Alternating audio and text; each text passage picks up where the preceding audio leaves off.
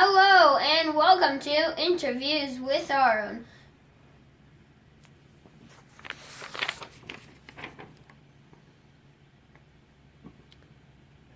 With me, Mr. Aaron. Yeah, alright. So today we will be interviewing Mal from the New York Times bestseller, The Isle of the Lost.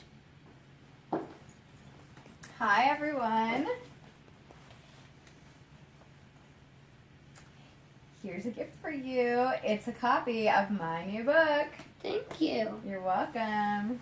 Why don't you have a seat? Oh, thank you.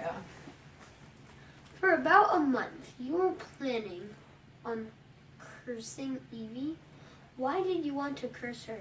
Shouldn't you and her be naturally friends? Well, you see, when we were 5 years old, I wasn't invited to Evie's 5th birthday party because her mother, the evil queen, held a grudge against my mother, Maleficent, the most evil fairy that ever lived. They've been fighting for control of the Isle based on who's the most evil. How are you planning to curse Evie? Well, I was planning to use my mother's favorite sleeping curse. By grasping the dragon's eye, my mother's scepter, a person would fall into a deep sleep for 1,000 years. Mother and I can touch the scepter because we're internal dragons. But any regular human who touches the dragon's eye will fall into the curse. How are you going to get Evie to touch the scepter? I was planning to trick her into coming with me and the rest of the group to my mother's tower. I was going to invite her to hold the scepter. She didn't know its power.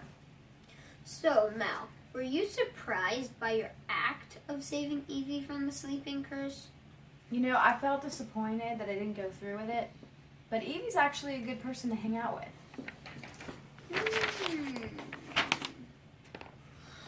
How about when Maleficent had Diablo, her raven and savior, get the dragon's eye and called you weak? How did that make you feel? I felt really mad. I tried really hard to be rotten to the core. Mal, thank you for your time today. Can you tell us what happens after the book ends?